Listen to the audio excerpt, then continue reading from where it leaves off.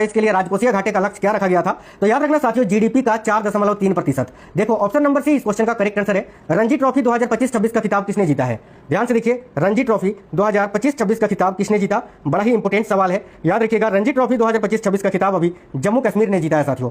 Class आपको बिल्कुल fast करवाएंगे, ये रिवीजन क्लास है, सुपर फास्ट तरीके से आपको सारे क्वेश्चन आंसर करा देंगे। सैयद मुश्ताक अली ट्रॉफी 2025-26 का खिताब किसने जीता? तो देखिए, सैयद मुश्ताक अली ट्रॉफी 2025-26 का जो खिताब है वो भाई झारखंड ने जीता है। ऑप्शन नंबर है। इस टीम के कैप्टन कौन है? झारखंड टीम के, तो याद रखना ईशान किशन। अगला, विजय हजारे ट्रॉफी 2025-26 का खिताब किसने जीता? याद रखेंगे, करेक्ट आएगा विदर्भ ने।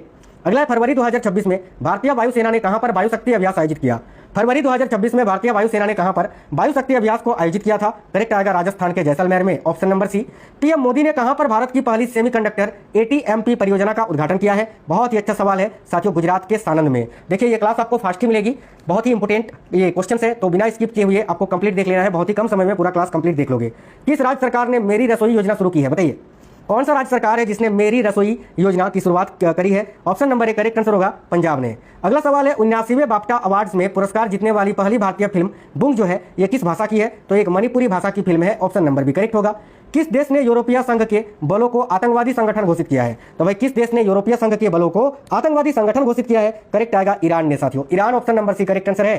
फरवरी 2026 में मुंबई में आयोजित कृषि तकनीकी शिखर सम्मेलन का नाम क्या था? तो फरवरी 2026 में मुंबई में आयोजित कृषि तकनीकी शिखर सम्मेलन का नाम क्या था? देखिए option number D, AI for agri summit 2026, याद रखेंगे।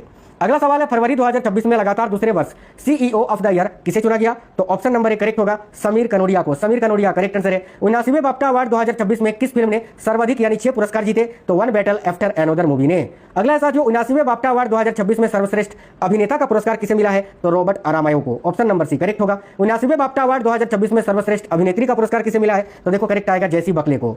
अगला सवाल है, महिला अंतर्राष्ट्रीय क्रिकेट में अंतर्राष्ट्रीय मैच खेलने वाली खिलाड़ी कौन बनी है? तो भाई महिला अंतर्राष्ट्रीय क्रिकेट में सर्वाधिक मैच खेलने वाली जो खिलाड़ी बनी है वह है Harmanpreet Kaur. Option number A correct होगा, भारत की हरमनप्रीत कौर। 21 फरवरी 2026 को किस विषय के साथ अंतर्राष्ट्रीय मातृभाषा दिवस मनाया गया?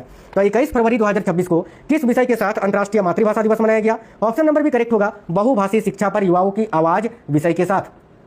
अगला सवाल है, फरवरी 2026 में अमेरिकी इजरायली हमले में किस ईरानी सुप्रीम लीडर का निधन हो गया था? इसका आंसर मैं नहीं बताऊंगा, आप लोग कमेंट बॉक्स में बताइए, मैं कई बार आपको बता चुका हूं। यही आपका होमवर्क का क्वेश्चन रहेगा कि अभी जिस ईरानी सुप्रीम लीडर का निधन हुआ था उसका नाम क्या है भाई? चलिए सभी साथी इसका आंसर कमेंट बॉक्स में बता दीजिए साथियों। नेक्स्ट क्वेश्चन देखते हैं। देखिए, इंडिया AI इम्पैक्ट समिट 2026 कहां आयोजन किया गया? तो इंडिया AI इम्पैक्ट समिट 2026 का जो आयोजन है ये आपका नई दिल्ली में किया गया था। देखिएगा, करेक्ट आंसर है नई Delhi, option number D. PM Modi ने कृत्रिम बुद्धिमत्ता शासन के लिए किस विजन का अनावरण किया है? तो पीएम नरेंद्र मोदी ने कृत्रिम बुद्धिमत्ता शासन के लिए किस विजन का अनावरण किया? ऑप्शन नंबर ए करेक्ट होगा, मानव विजन का। अगला, भारत इलेक्ट्रॉनिक्स लिमिटेड ने किस देश की कंपनी सफरान के साथ हैमर मिसाइल के निर्माण हेतु समझौता किया है? तो वह करेक्ट आएगा फ्रांस के साथ। अगला सवाल है, किस राज्य ने ज्वारिया बाढ़ को राज्य विशिष्ट आपदा घोषित किया? बताइए, इनमें से किस राज्य सरकार ने ज्वारिया बाढ़ को राज्य विशिष्ट आपदा घोषित किया है? तो वह करेक्ट आंसर होगा साथियों केरल ने। Kerala option number C right होगा। तीसरे अंतर्राष्ट्रीय आयुष सम्मेलन 2026 का आयोजन कहां किया गया? तो तीसरे अंतर्राष्ट्रीय आयुष सम्मेलन 2026 का आयोजन अभी दुबई में किया गया। ऑप्शन नंबर डी करेक्ट होगा, दुबई संयुक्त अरब अमीरात।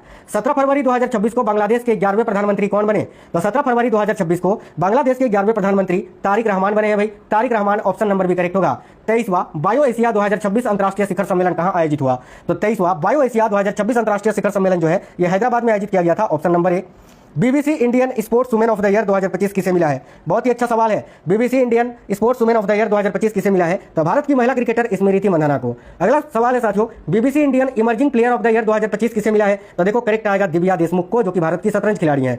भारत के सबसे युवा एनालॉग अंतरिक्ष यात्री कौन बने हैं? देखिएगा, भारत के सबसे युवा एनालॉग अंतरिक्ष यात्री आदित्य पांड्या को बनाया गया है, option number D correct answer होगा।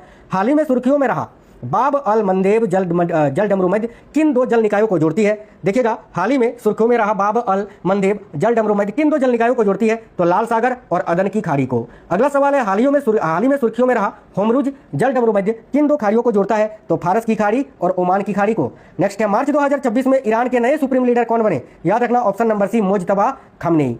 अगला सवाल है, राजस्थान में स्थित माउंट आबू का नया नाम क्या है? तो राजस्थान में स्थित जो माउंट आबू है इसका नया नाम क्या रखा गया है? तो अबुराज, याद रखेंगे, ऑप्शन नंबर डी करेक्ट होगा, अबुराज। पंजाब के आदमपुर हवाई अड्डे का नया नाम क्या रखा गया है? तो पंजाब के आदमपुर हवाई अड्डे का जो नया नाम रखा गया है वह है गुरु रविदास महाराज हवाई अड्डा। अगला सवाल है, ठीक है, 27 मार्च 2026 को नेपाल के सबसे युवा प्रधानमंत्री के रूप में किसने शपथ ली? तो मैं देखिए 27 मार्च 2026 को नेपाल के सबसे युवा प्रधानमंत्री के रूप में अभी बालेंद्र शाह को नियुक्त किया गया है, ऑप्शन नंबर बी साथियों, याद रखना बालेंद्र शाह जो कि नेपाल के नए प्रधानमंत्री बने हैं भाई।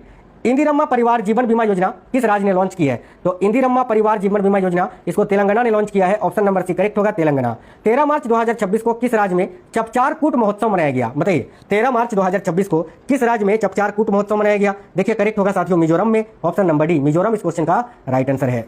बच्चों के लिए सोशल मीडिया एक्सेस पर बैन लगाने वाला पहला राज्य कौन सा बना है? तो करेक्ट होगा कर्नाटक, ऑप्शन नंबर ए। प्रथम खेलो इंडिया ट्राइबल गेम्स 2026 कहां आयोजित किए गए? देखिए राइट होगा ऑप्शन नंबर बी, छत्तीसगढ़ में। 2027 की जनगणना भारत की कुल कौन सी भी जनगणना है? तो ये 16वीं जनगणना होगी, ऑप्शन नंबर सी करेक्ट।